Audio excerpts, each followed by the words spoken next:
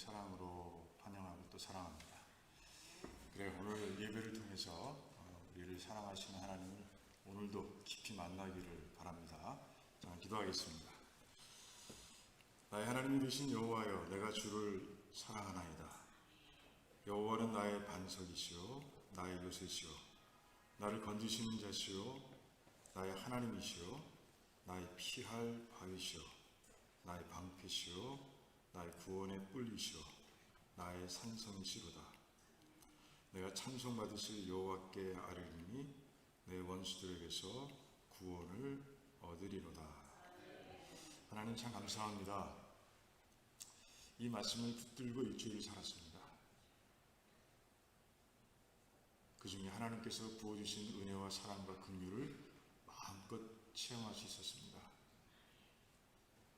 정말 감사의 제사를 드리기 위해 이 자리에 나왔사오니 하나님 한 사람 한 사람 신령과 진정으로 예배 드릴 때 하나님 오셔서 이곳에 임하시고 모든 영혼들 가운데 임하셔서 하나님의 신령한 복을 마음껏 부어주시기를 원합니다.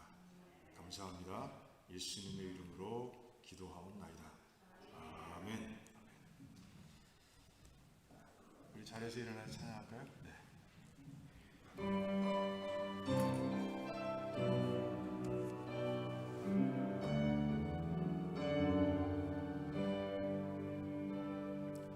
그들의 마른 불같이 식은 나의 영혼,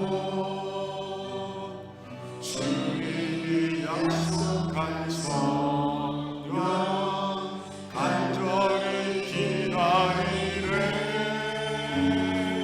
가물어의 마른 땅에 단비를 내리시니 성령의 단비를 부어 새 생명 주옵소서. 반가운 빗소리 들려 산천이 춤을 추네. 봄비로 내리는 성령 대대로 주옵소서. 가물어 메마른 땅에 단비를 내리시니 성령의 단비를 부어 새 생명 주옵소서. 절따라 우로를 내려 조목이 무성하니 갈급한 내 신경 위에 성령을 부소서. 가물어 메마른 땅에 단비를 내리시니 성령의 단비를 부어 새 생명 주옵소서.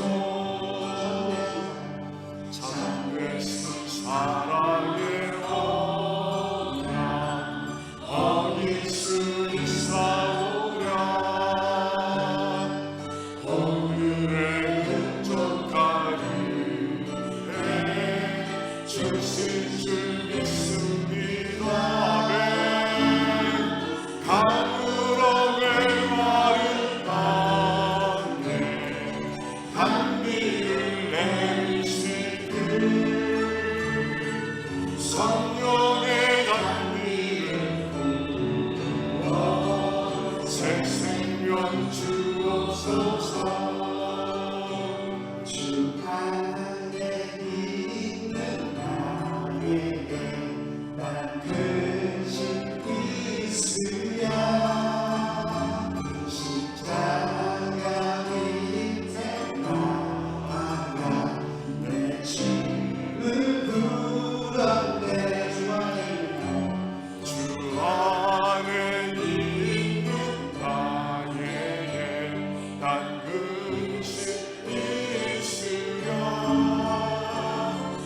자가 밑에 나아가 내 힘을 풀었네. 주님을 찬송하면서 할렐루야 할렐루야. 내 앞길 멀고 험해도 나 주님만 따라가리. 그 두려움이 더하여 내 기도 되었고 전날의 한숨 떠나려 내 노래 되었네. 내 주는 자리 앞서서 늘 함께 계시고 내 고귀함을 아시고 늘 채워주시네. 주님을 찬송하면서 할렐루야 할렐루야. 내 앞길 멀고 험해도 나 주님만 따라가리. 내 주와 매주 나를 영불력 하시니 그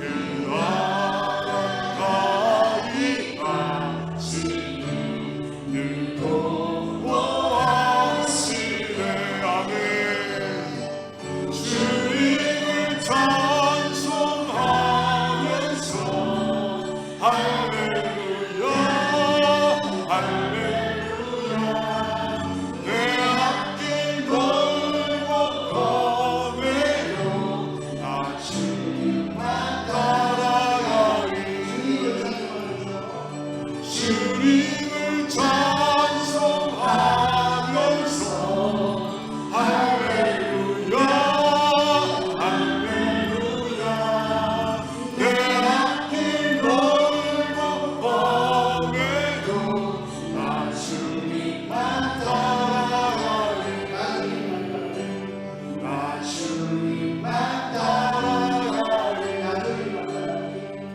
나 주님만 따라가리.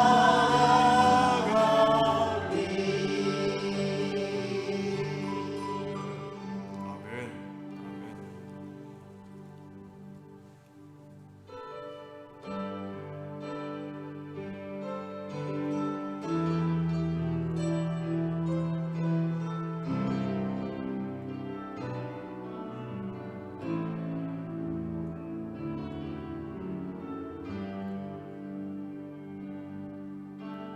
아버지 사랑 내가 노래해. 아버지 은혜 내가 노래해. 그 사랑 변함없으신 거짓없으신 성실하신 그 사랑 사랑 갈때 꺾지 않으시니 꺼져가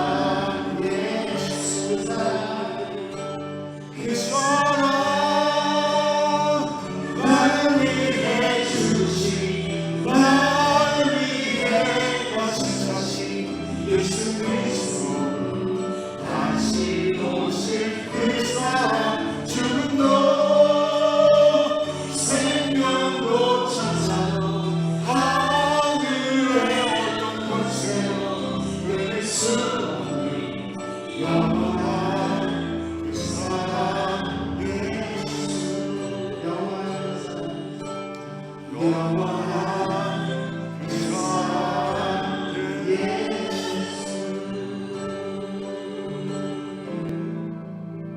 아멘. 우리 같이 예배를 위해서 기도하기 원합니다. 그래요. 하나님과 우리의 가운데 이어진 사랑은 이 우주에 끊을지 아무도 없습니다. 오늘 그 하나님의 사랑을 마음껏 체험하는 예배가 될 수 있도록 기도하기 원합니다. 하나님은 지금도 폭포수같이 그 사랑을 부어주고 계시는데 우리가 마음을 못 열어서 우리가 영혼을 열지 못해 체험하지 못할 때가 얼마나 많은지 몰라요. 오늘 예배는 그런 예배가 되지 않도록 신령과 진정으로 예배드리는 가운데 나의 몸을 하나님께서 기뻐하시는 거룩한 산 제물로 드리는 가운데 영적 예배가 이루어질 수 있도록 그럼 뜨겁게 한번 같이 기도하겠습니다. 주여,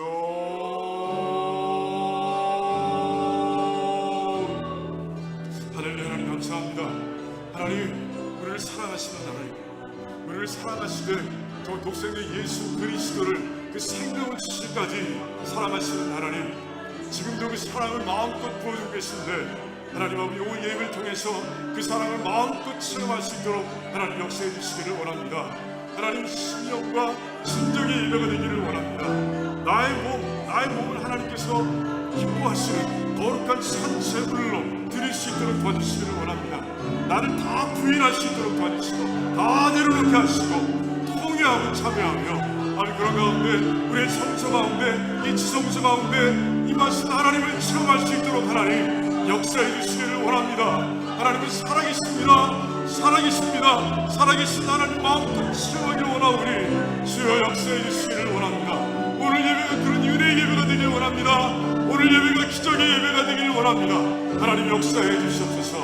아버지 모두가 하나님 만나고 기쁨과 감사 가운데 찬송하며 집으로 돌아가고 일주일 동안 살아낼 수 있는 힘과 위로를 얻을 수 있도록 하나님 역사해 주시기를 원합니다.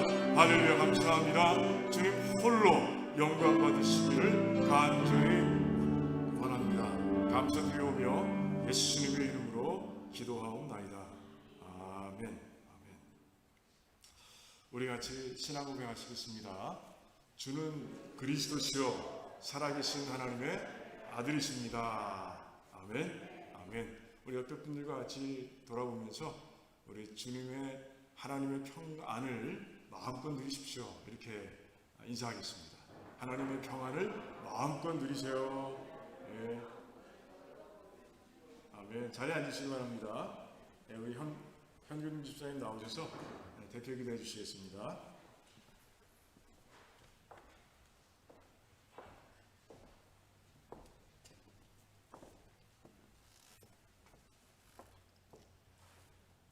사랑과 은혜가 풍성하신 하나님 아버지 감사합니다.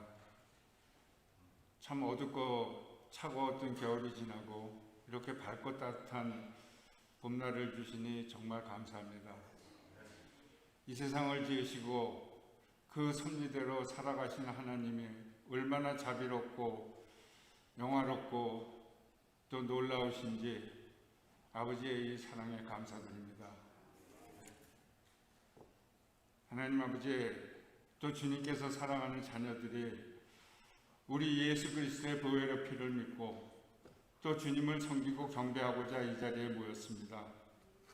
아버지, 이 시간 주님의 그 온유하신 얼굴과 다정하고 살아온 목소리로 이 시간 임재하셔서 저희들의 예배를 인도하여 주시옵기를 원합니다.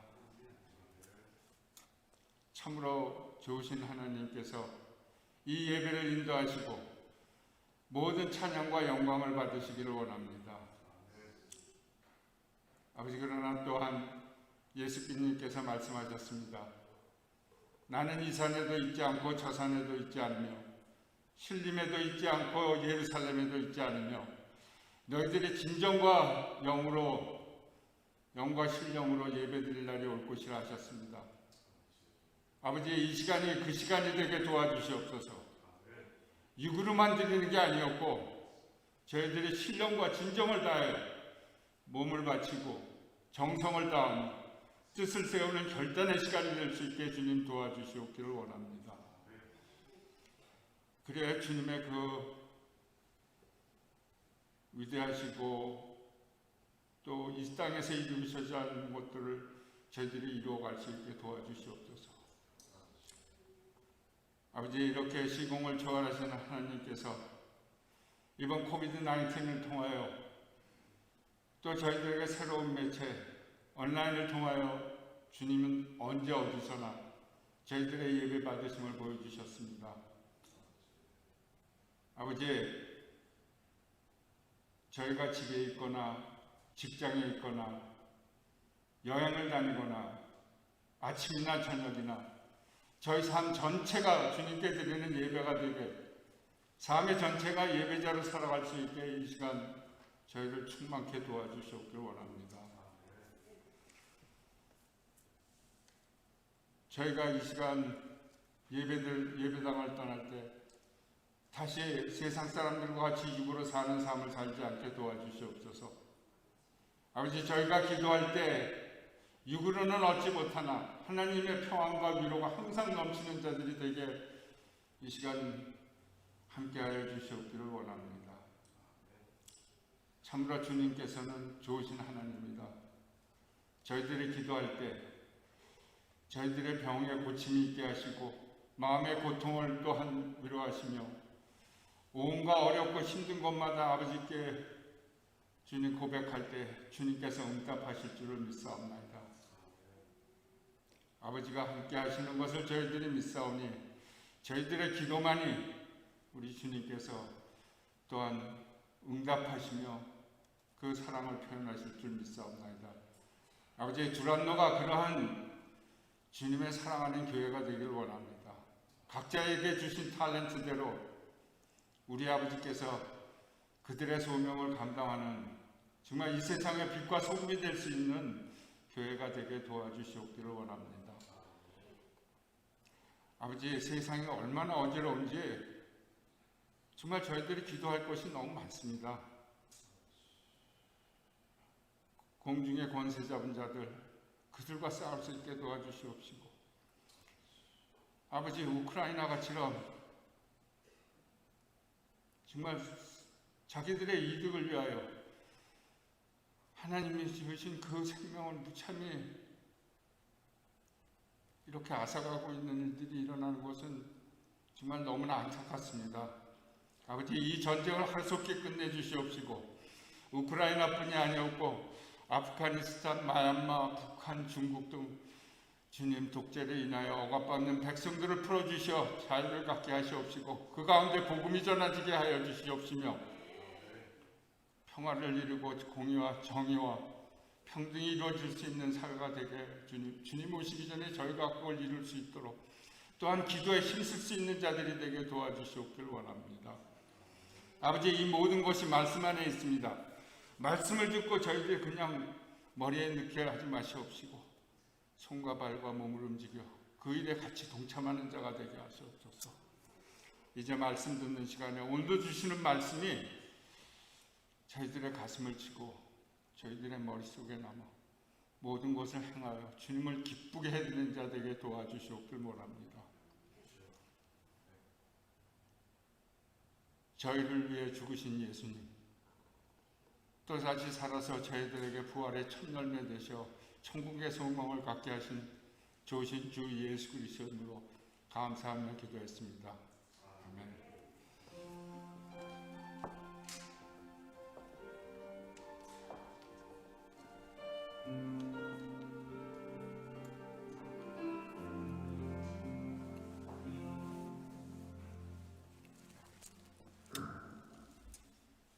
네, 오늘 말씀은 에베소서 4장 1절에서 16절까지 말씀 우리 같이 교독하겠습니다.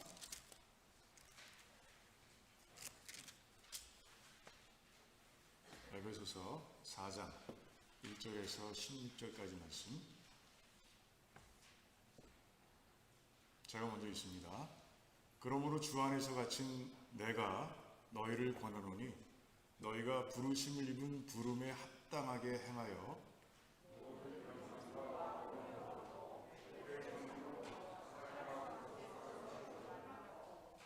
평안에 매는 줄로 성령이 하나 되게 하시는 것을 힘써 지키라.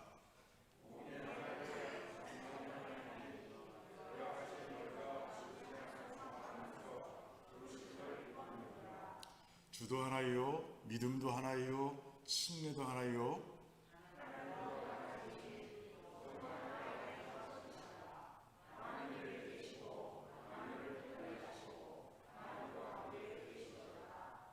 우리 각 사람에게 그리스도의 선물의 분량대로 은혜를 주셨나니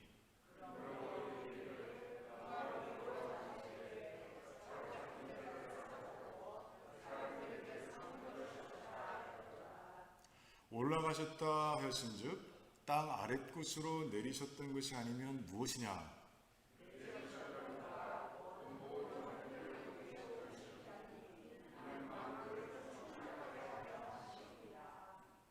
그가 혹은 사도로 혹은 선지자로 혹은 복음을 전하는 자로 혹은 목사와 교사로 주셨으니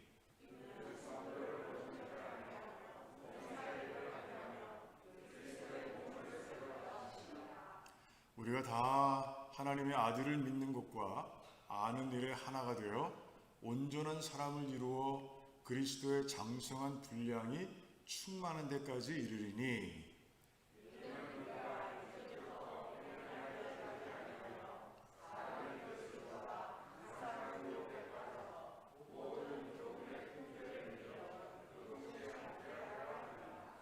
오직 사랑 안에서 참된 것을 하여 범사의 그에게까지 자랄지라. 그는 머리니 곧 그리스도라. 그에게서 온 몸이 각 마디를 통하여 도움을 입음으로 연락하고 상합하여 각 지체의 분량대로 역사하여 그 몸을 자라게 하며 사랑 안에서 스스로 세우느니라. 아멘. 아멘. 하나님 감사합니다. 오늘도 이 말씀을 통해서 우리의 삶이 하나님의 진리를 깨우치기를 원합니다. 이 말씀이 우리의 마음밭에 새겨지고 자라남으로 인해서 우리의 삶 가운데 성령의 열매가 풍성하게 열리길 원합니다. 하나님이 험악하고 메마른 광야를 지나면서 이 말씀으로 인해서 위로받고 말씀으로 인해서 힘을 얻으며 빛과 소금으로 달려가는 아름다운 백성들이 될 수 있도록 도와주시옵소서. 하나님 성령 하나님께서 이 자리에 오셔서 운행해 주시고 부족한 종은 하나님의 도구로만 사용해 주시옵소서. 감사드리오며 예수님의 이름으로 기도하옵나이다. 아멘. 자, 오늘로서 이 본문을 가지고 3주째 말씀을 나누고 있습니다. 이 본문이 한 가지 주제를 가지고 전체를 이제 이끌어가고 있죠. 그 한 가지 주제가 뭐냐 하면 하나님께서 우리에게 주신 소명입니다. 다 기억하시죠? 3주째니까 기억하실 거예요. 뭐냐 하면 하나님께서 교회를 연합의 공동체로 만드시고 그 하나 된 것을 힘써 지키는 것, 그것이 바로 하나님께서 우리에게 주신 소명이다, 이렇게 말씀하고 있어요. 그런 가운데 두 주의 말씀을 통해서 우리 두 가지를 봤는데 하나는요, 이제 하나님께서 구원을 우리에게 주시는 가운데 우리 한 사람 한 사람을 교회라는 공동체로 모아 하나로 만들어가는 은혜의 프로세스를 우리가 봤고요. 그리고 이제 그 소명을 이루기 위해서 우리들이 서로에게 어떤 태도로 대해야 되는 것을 가르쳐 주셨는데 그 네 가지 태도를 배웠죠. 겸손과 온유와 오래 참음과 그리고 주의 사랑으로 서로 용납하는 것. 이 네 가지를 가지고 신앙생활할 때, 교회 생활할 때 교회가 이제 하나가 된다. 그렇게 말씀을 나눴어요. 자, 오늘 이제 7절부터 시작을 해서 이제 마지막 절까지 말씀을 오늘 다 볼 수 있을지 모르겠지만 보게 될 텐데 이 7절부터 16절까지 말씀도 한 가지의 작은 주제를 가지고 말씀을 이끌어가고 있어요. 근데 그 주제가 뭐냐? 은사입니다. 은사. 자, 오늘 말씀을 보면요, 8절에서 시편 68편의 말씀을 인용해 가면서 예수님을 승리의 왕에 비유하고 있어요. 그러니까 구약 시대에는 이제 왕이 전쟁을 나가죠. 그러면 승리하게 되면 이제 포로들을 이끌고 이제 예루살렘으로 올라오는 거예요. 그 승리한 왕이 바로 예수님이시다라고 예수님을 승리한 왕에 비유하면서 그 승리한 왕 예수님께서 우리에게 선물을 주셨는데 그게 바로 은사다, 이렇게 얘기하고 있습니다. 자, 예수님께서 승리하신 왕 맞으세요? 그렇죠. 예, 오늘 보면은 이 땅에 내리시고 다시 올라가시고 이런 단어들이 많이 나옵니다. 표현들이 많이 나와요. 자, 예수님께서 이 땅에 왜 오셨습니까? 우리를 구원하러 오신 거죠. 죄와 사망에서 우리를 해방하기 위해서 오신 거잖아요. 그 목적을 정말 사단과 그리고 악한 영들의 세력과 그 도전을 다 이기시면서 그리고 극복해 나가시면서 결국엔 100% 완수하셨어요. 그렇게 승리하시고 이제 하나님의 나라로 올라가신 분이죠. 그런데 올라가신 그 분께서 지금 이제 온 우주를 채우시고 운영하고 계신데 그분이 우리들 모두에게, 성도들 모두에게 선물을 주셨는데 그게 바로 은사다, 이렇게 말씀하고 있는 거예요. 자, 여러분, 은사, 신앙생활 하시면서 은사라는 단어를 많이 들으셨을 거예요. 자, 그럼 그 은사의 뜻이 뭐예요? 이 마음속으로, 지금 마음속으로 한번 한 문장으로 한번 정리해 보시기 바랍니다. 그리고 나중에 제가 데피니션을 드릴 때 한번 맞춰보세요. 맞았는지 틀렸는지. 그 전에 우리가 그 출애굽기의 사건 하나 보길 원합니다. 자, 출애굽기를 보면 이제 하나님께서 출애굽한 백성들을 어디로 먼저 모으시죠? 시내산으로 모으십니다. 그리고 그곳에서 이제 하나님의 성막을 지으라고 명령하십니다. 그리고 출애굽기 35장부터 하나님의 명령에 따라서 이스라엘 백성들이 이제 성막을 지어가는 과정들이 이제 기록되어 있는 걸 보게 됩니다. 자, 그때 제일 처음 하나님께서 하신 일이 있으세요. 그건 바로 성막을 짓는 공사를 책임진 총책임자 두 사람을 하나님께 세우시는 거예요. 그게 누구냐 하면 부살렐과 오홀리압입니다. 그런데 하나님께서 그들에게요, 하나님의 신을 부어주셨다라고 이렇게 말씀하고 있어요. 하나님의 신을 부어주셔서 부살렐에게는요, 나무와 금속과 금은, 보석을 잘 다룰 수 있는 재능을 주셨고요. 그리고 오홀리압에게는 이제 가죽과 천과 실을 잘 다룰 수 있는 재능을 주셨어요. 그리고 그 두 사람은요, 하나님께 주신 그 재능을 가지고 이제 성막을 하나님께서 원하시는 대로 모세에게 주신 식양대로 짓기 위해서 최선을 다하고요, 그렇게 완성합니다. 자, 제가 왜 이 스토리를 같이 나눴을까요? 그래요, 은사에 대해서 이해할 수 있도록 잘 도와주는 그런 사건이기 때문에 제가 말씀을 드린 거예요. 자, 은사가 뭐예요?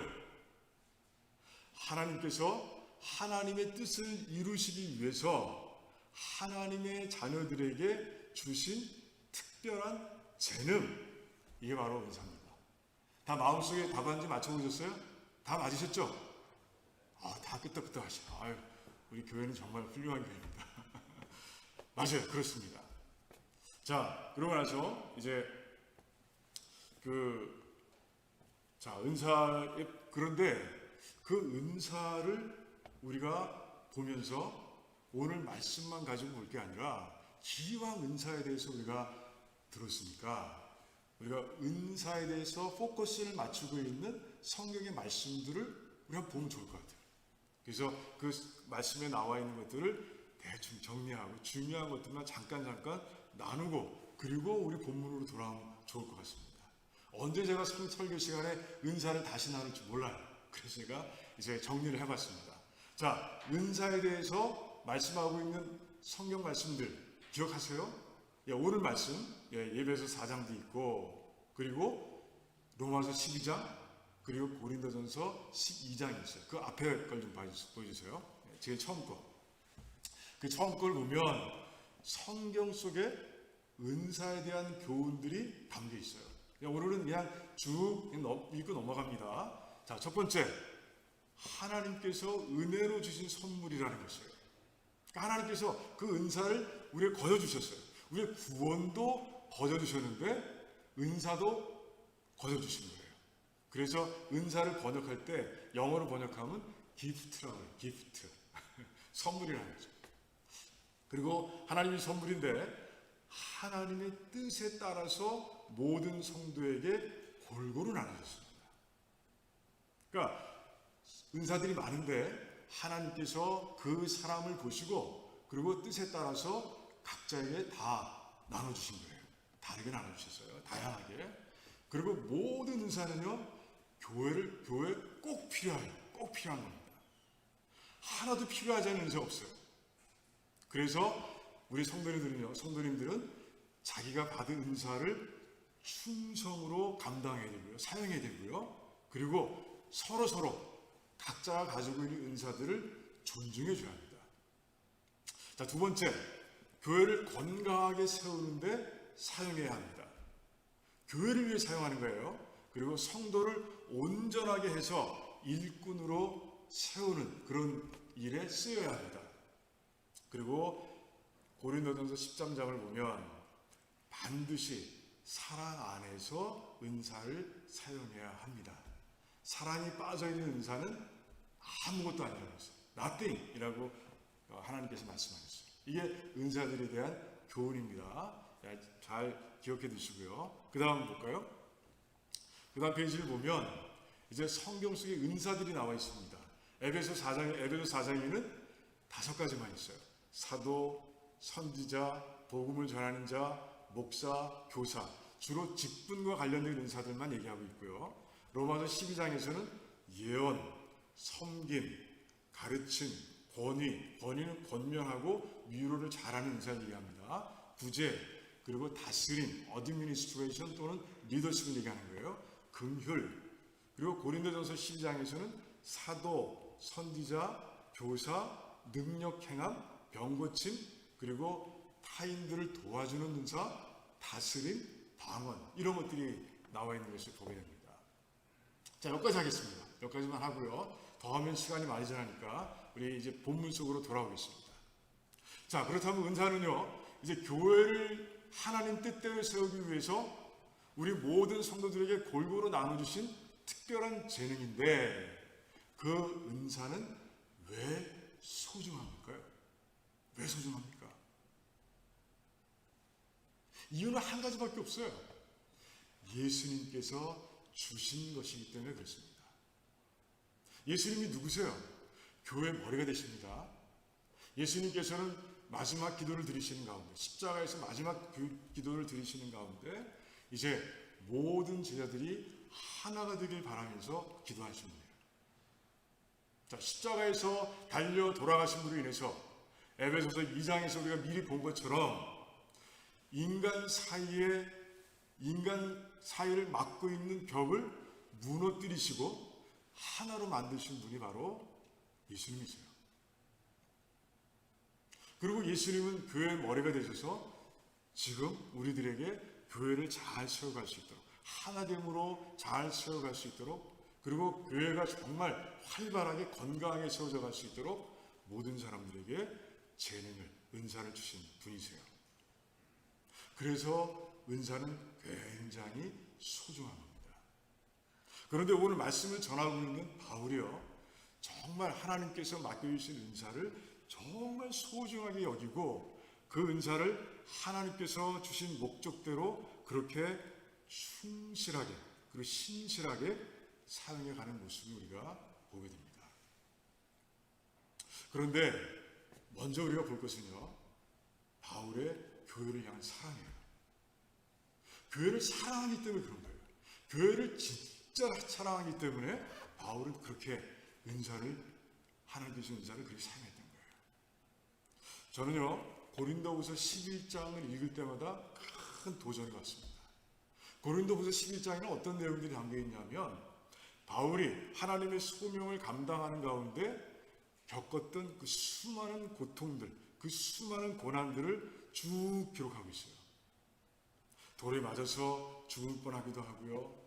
감옥에 갇히기도 하고 또 하나님 그 매를 맞기도 하고 그리고 배가 파손돼서 죽을 뻔도 하고요. 더위와 추위와 헐벗음과 그리고 배고픈 속에서 그렇게 고생했다고 쭉 적고 있어요. 그런데 그 맨 마지막 부분에 바울이 어떻게 고백하고 있냐? 어떤 고백을 하고 있냐? 나는 이 고난 가운데서도 날마다 교회를 염려했다라고 그렇게 얘기하고 있어요. 이 고난 때문에 내 마음이 막 들끓고 막 억울하고 분하고 힘들고 눌리고 그런 것이 아니라 그 고난 가운데서도 교회를 생각하는 마음만큼은 내려놓지 않았다는 거예요. 저는 이 고백이 너무 큰 도전이 된 거예요. 야, 바울은 이렇게 교회를 생각했구나. 그런데 처음에는 의심했어요. 아니 정말 그랬을까? 정말 바울이 그랬을까? 예를 들어서 돌에 맞아서 죽어가는 그런 과정 속에 있는데 그런 속에서도 바울은 정말 교회를 생각했을까? 자기 생명을 생각하지 않고 교회를 생각했을까? 그런 생각을 한번 해봤어요. 그런데 진짜 그랬더라고요. 성경이 그랬다고 증거하고 있어요.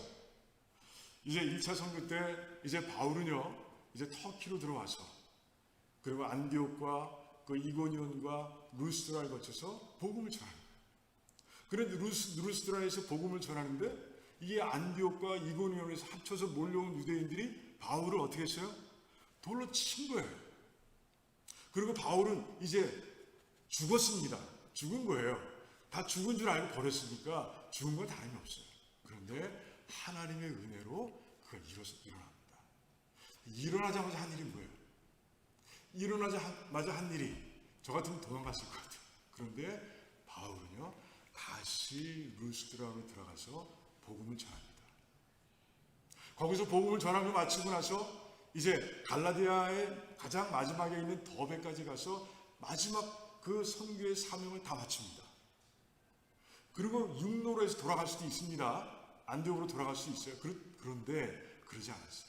다시 루스드라로 왔고요. 다시 이고니온으로 왔고요. 다시 안디옥으로 와서 이제 배를 타고 다시 이제 안디옥으로 돌아옵니다. 자기가 파송받은 교회로 다시 돌아오는 모습 보여요. 자, 그런데 안디옥과 이고니온에 누가 있어요? 자기를 돌로 친 자들이 여전히 있는 곳이에요. 그런데도 그곳에 가서 그곳에 있는 백성, 이제 자신이 복음을 전함으로 인해서 그 세워진 교회 성도들에게 고난 가운데서도 믿음을 지키라고, 파이널 빅토리는 당신일 것이라고 그렇게 격려하고 위로해주고 떠나는 모습 보여요. 그러니까 돌에 맞아서 죽어가는 과정 속에서도 바울은요 교회를 염려한 거예요. 내가 이렇게 죽어가면 내가 지금까지 정말 백성들에게 전한 이 복음이 어떻게 될까? 내가 이렇게 연약한 모습으로 죽어간다면 그들도 고난을 받을까봐 벌벌 떨면서 다 도망갈 거 아닌가? 이런 염려로 눌려 있는 거예요. 일어나자마자 이제 바울은요 다시 복음을 다시 돌아가서 그 백성들에게 이제 권면하고 위로하고 도전하는 모습을 보여요. 바울이 그렇게 교회를 사랑한 거예요. 그렇게 교회를 사랑하고 그래서 그 교회를 하나님 뜻대로 세우기 위해서 바울은 은사를 사용한 것이죠.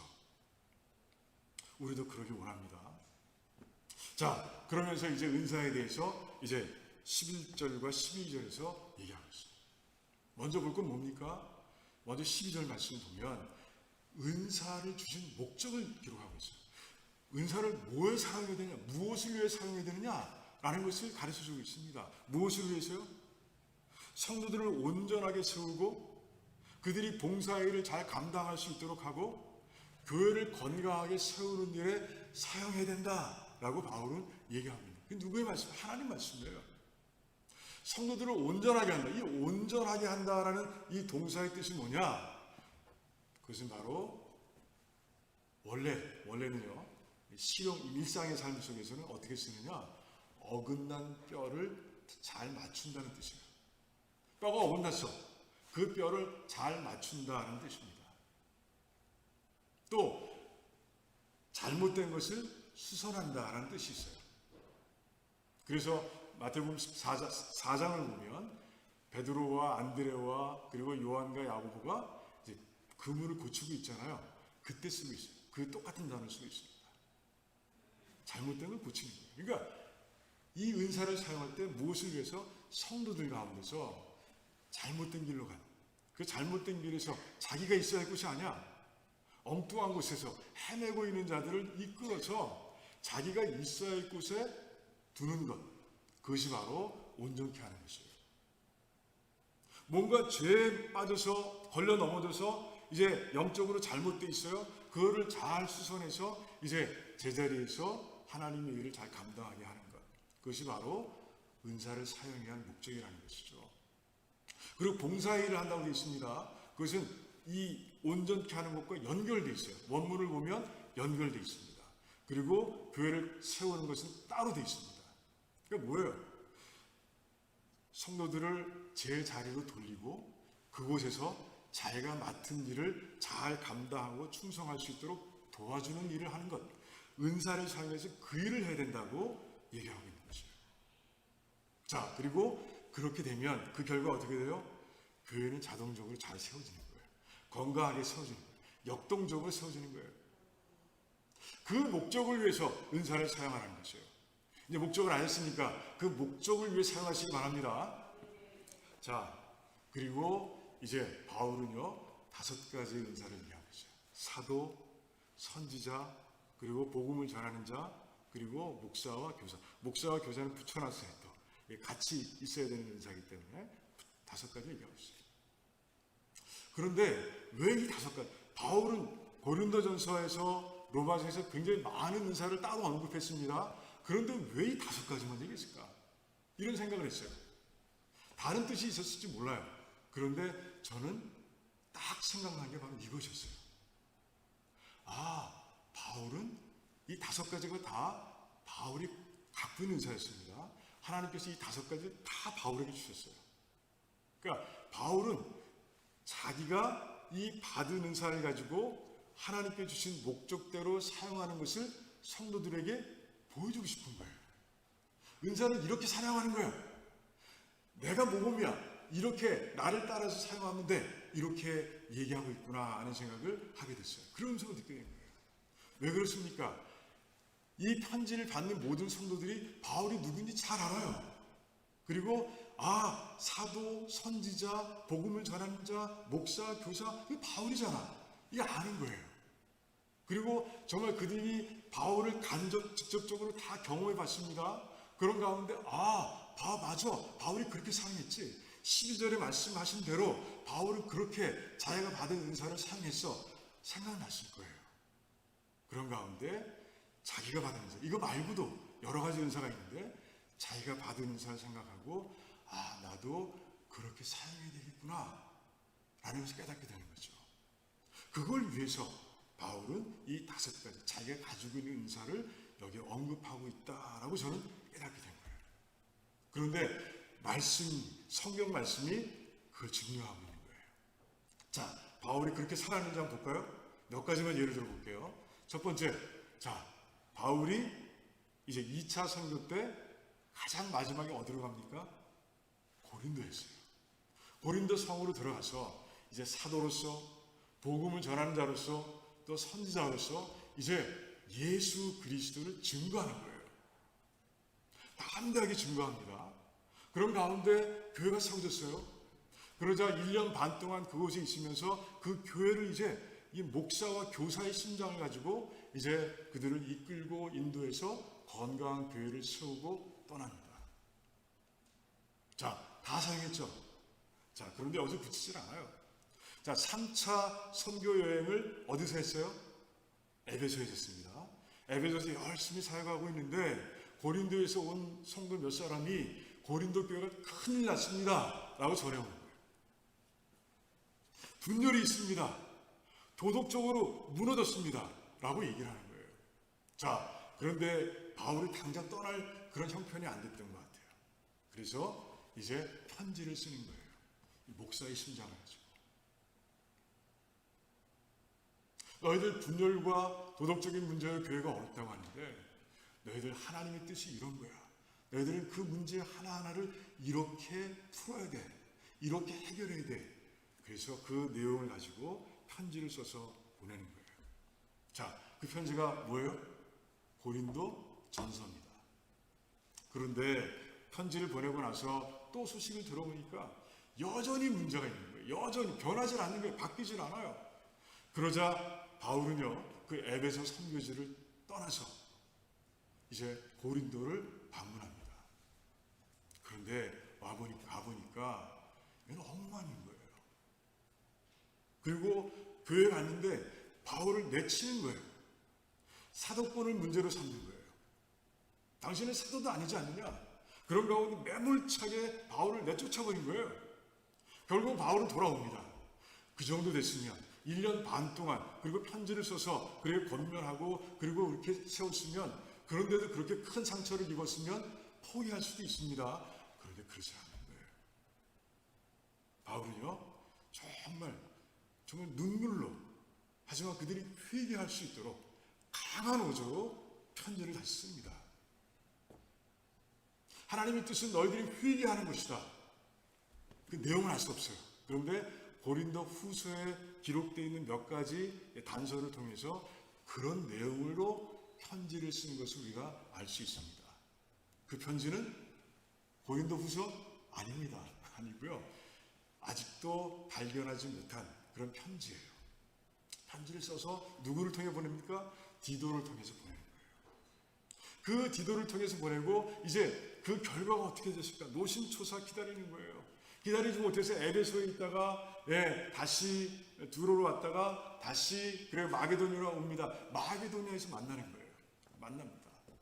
근데 좋은 소식을 듣죠. 변했습니다. 회개했습니다. 그 교회가 변했습니다. 라는 그런 좋은 소식을 듣고 너무 기뻐서 쓴 편지가 고린도 후서예요. 그 고린도 후서에다가 자기의 기쁜 마음을 다 담아놨어요. 다 담아놨고, 그리고 이제 회개했으니까 앞으로 너희들은 이렇게 사는 것이 하나님의 뜻이야라고 권면하는 내용을 잔뜩 담아서 이제 고린도에 보내는 거예요. 이게 바로 고린도 교회 하나를 세우기 위해서 사랑을 가지고 하나님께 주신 그 모든 은사를 가지고 바울이 한 일입니다. 잘못 나갔습니다. 엉뚱한 곳에 가 있습니다. 죄악의 길을 헤매고 있습니다. 바울은 견딜 수 없었던 거예요. 그 5가지의 은사를 가지고 바울은 충성을 다했고, 그런 가운데 이제 고린도 교회는 다시 제자리로 돌아와 하나님의 일을 감당하게 된 거예요. 놀랍지 않습니까? 그렇게 생각하는 거예요. 하나님께 주신 은사는 그럴 때 사용하는 것이라는 거죠. 자, 또 한 가지 보겠습니다. 하나만 더 간단하게 보겠습니다. 여러분, 빌레몬서를 보면 누가 나오죠? 빌레몬서를 통해서 바울이 소개하는 사람이 있어요. 바로 오네시모입니다. 오네시모는 종입니다. 근데 주인의 집에서 죄를 짓고 도망갔어요. 그런데 도망와서 로마에 와 있다가 바울의 소문을 듣고 무슨 마음인지 몰라요. 바울을 찾아가는 겁니다. 근데 그게 정말 인생 최고의 순간이었습니다. 바울을 만난 게 그에게 인생 최고의 순간이었어요. 바울은요, 그 오네시모를 그냥 보내지 않습니다. 그 사도로서, 복음을 전하는 자로서, 선지자로서, 목사의 심장을 가지고 또 교사의 심장을 가지고 그를 열심히 이제 가르치는 거예요. 복음을 전하고 가르치는 거예요. 그런 가운데 오네시모는 예수님을 영접하게 됐고요. 그리고 바울은 거기서 그치지 않고요, 그 오네시모를 그리스도의 일꾼으로 세우기 위해서 또 노력한 거예요. 자, 그런 가운데 한 50년쯤 후에, 아마 오네시모는 젊었던 것 같아요. 청년 때였던 것 같습니다. 50년쯤 후에 어떤 일이 일어나느냐? 오네시모가 에베소, 지금 에베소서, 이 에베소의 감독으로 하나님을 섬기게 됩니다. 바울은 이렇게 어느 곳에 있든지, 감옥에 있었는데도 불구하고 상관없어요. 감옥에 있든 선교지에 있든 뭐 시로 쉬고 있든 상관없습니다. 바울은 자신의 은사를 최대한 사용해서 하나님의 일꾼을 세우기 위해서 노력한 사람이 그였던 거예요. 여러분들 그렇게 은사를 사용하시기 바랍니다. 그래요. 하나님께서 우리에게 은사를 주신 이유는 분명합니다. 교회를 건강하고 역동적으로 그리고 하나됨으로 세우기 위해서 주셨어요. 그래서 성도를 온전케 하기 위해서, 그리고 성도들이 봉사일을 잘 감당할 수 있도록 그렇게 하도록 우리에게 은사를 주신 거예요. 우리는 그 목적으로 은사들을 사용하시길 바랍니다. 여러분들이 받은 은사가 뭔지 다 알고 계시죠? 다 아시죠? 모르시는 분은 저한테 오세요. 제가 알려드릴게요. 같이 신앙생활 하는 가운데 다 알아요, 저는. 어떤 은사가 있는지. 오시면 잘 알려드릴게요. 한 가지 이상 주셨습니다. 바울에게 5가지 주셨죠? 더 많아요. 더 많은 은사가 사실 있어요. 근데 우리 하나님께서 우리에게 한 가지 이상의 은사를 다 주셨어요. 그리고 교회에 다 필요합니다. 다 필요합니다. 그래서 정말 성도 한 사람이 만약에 자신의 은사를 사용하지 않고, 요새 목장 예배에서 달란트 은사 배웠죠? 달란트 비유. 땅에 묻어두면 그만큼 교회가 손해보는 거예요. 건강의 지수를 따지면, 그리고 하나됨의 그 지수를 따지면 그 사람이 그 은사를 사용하지 않는 만큼 떨어져 있다는 것이죠. 기억하세요. 굉장히 중요합니다. 굉장히 소중한 것이에요. 우리가 교회를 사랑한다면 내가 받은 은사를 사용하지 않을 수 없는 거예요. 우리 모두가 받은 은사를 그렇게 정말 신실하게 잘 사용하시기 바랍니다. 잘 사용하는 가운데 정말 내가 먼저 옳은 자리로 돌아오고, 그리고 나를 통해서 엇나가고 빗나갔던 분들이 자리로 돌아오고, 그리고 그 자리에서 자기가 받은 은사를 열심히 사용하고 봉사하고 섬기는 가운데 교회가, 우리 두라노 침례교회가 점점 부흥하는 모습을 우리가 다 목격하고 기쁨으로 하나님께 찬양과 영광을 올려드리는 그런 사람들이 되시기를 주님의 이름으로 축원합니다. 기도하겠습니다. 하나님, 이제 같이 묵도하면서 기도합니다. 하나님 바라보면서 내게 주신 은사 분명히 있어요. 모르는 분들은 저에게 오셔도 되고 기도하셔도 돼요. 하나님께서 분명하게 알려주실 겁니다. 그 은사를 교회를 세우는 일에 사용할 수 있도록, 그 전에 먼저 내가 바울처럼 교회를 사랑하겠다고 먼저 결단하고 고백하시고요. 그 은사를 하나님의 뜻을 위해 사용하겠다고 고백하는 결단의 기도가 있기를 원합니다. 우리 어렵고 힘든 백성들을 위해서 오늘도 같이 기도하길 원합니다. 우리 김진복 집사님 내일 10시에 수술 받으세요. 그 일을 위해서 같이 기도하기를 원하고요. 또한 우리 우크라이나, 정말 아까 현유림 집사님 울먹울먹 하시면서 기도하셨는데 우리 마음 다 같을 줄 믿습니다. 지난주에 우리가 헌금도 했고요.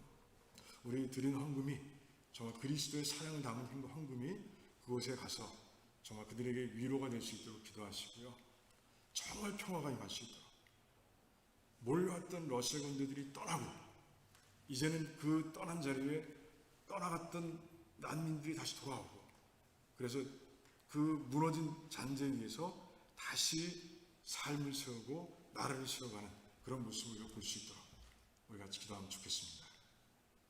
우리 몇 가지 기도 제목을 놓고 우리 한번 뜨겁게 이 소읍으로 깊이 우리 2, 3분 정도 기도하는 시간 갖겠습니다. 기도합니다.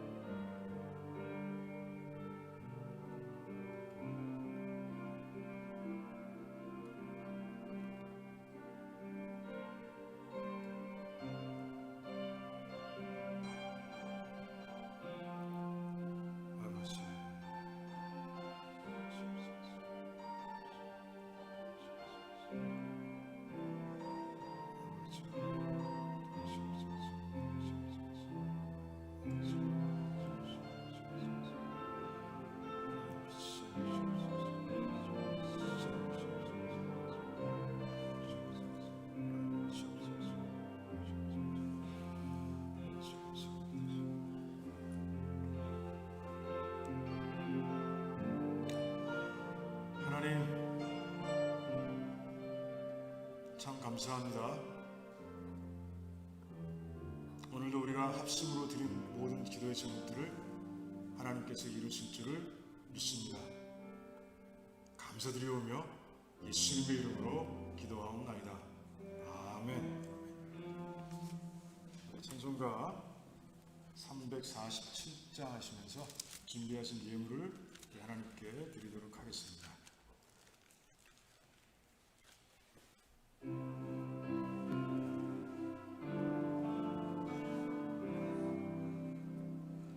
겸손히 주를 섬길 때 괴로운 일이 많으나 구주여 내게 힘 주사 잘 감당하게 하소서. 인자한 말을 가지고 사랑을 감화시키며 갈 길을 잃은 무리를 잘 인도하게 하소서. 구주의 귀한 인내를 깨달아 알게 하시고 굳건한 믿음 주소서. 늘 승리하게 하소서. 장래의 영광 비추사 소망이 되게 하시며 구주와 함께 살면서 참 평강 얻게 하소서.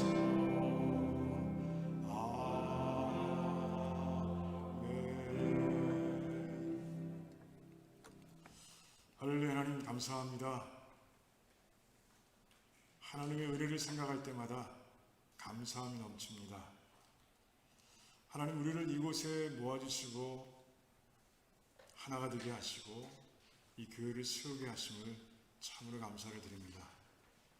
하나님 세상에 나가서 또 하나님 거저두지 않으시고 늘 우리와 함께 하시며 일터에서 하나님 주시는 능력과 지혜로 모든 것들을 감당하게 하시고 그런 가운데 일용할 양식을 얻게 하시는 하나님 감사합니다. 하나님 아버지, 하나님께 주신 것 가운데서 이제 믿음으로 돌려드려야 할 것을 우리가 드리는 가운데 있사오니 이 예물에 담긴 우리 성도들의 우리 들어오는 식구들의 마음을 보시고 믿음을 보시고 사랑을 보시고 축복하시되 정말 범사가 잘된 것 같이 또한 영혼이 잘된 것 같이 모든 일이 형통하고 또한 강건할 수 있도록 하나님 역사해 주시기를 원합니다. 하나님 이 예물이 사용될 때마다 오병이어의 기적이 일어나게 하시고 그런 가운데 정말 우리 하나님께서 우리 교회에게 주신 그 뜻을 이루는데 부족함이 없도록 하나님 그렇게 우리 재단을 축복해 주시옵소서. 감사드리오며 예수님의 이름으로 기도하옵나이다. 아멘. 아멘.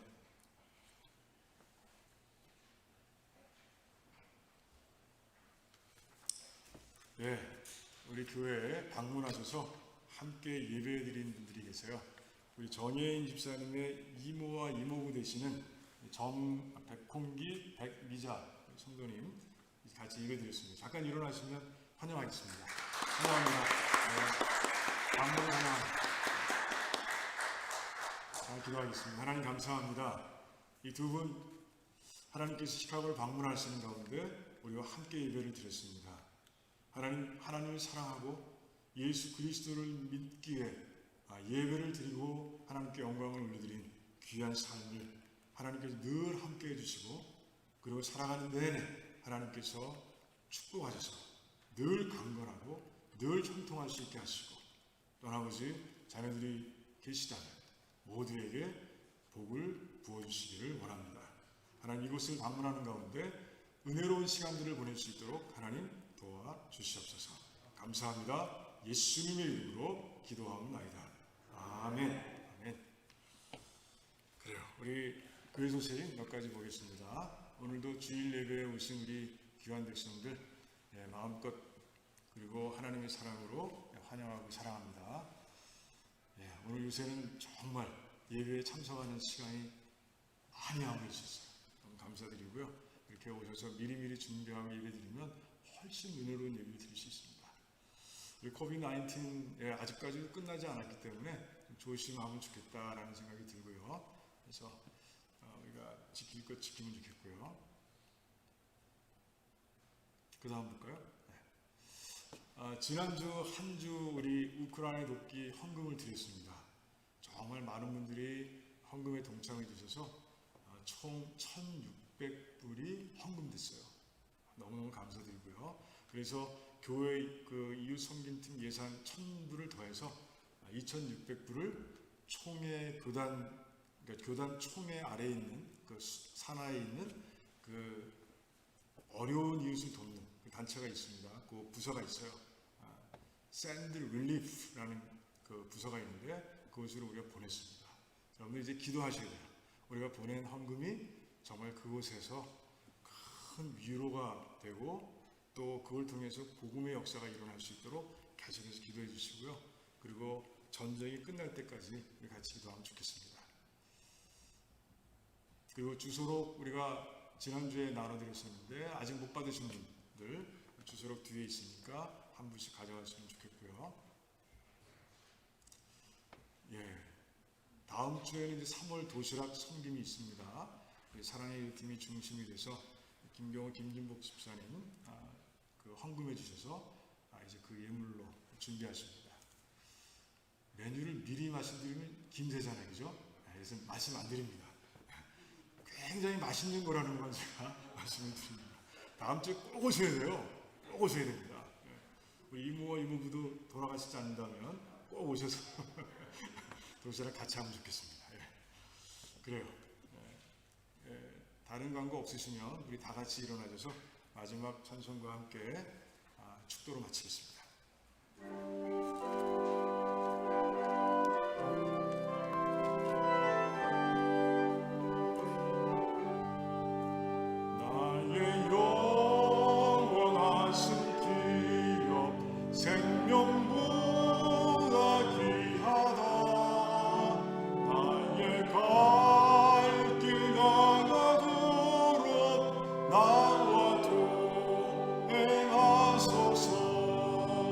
주께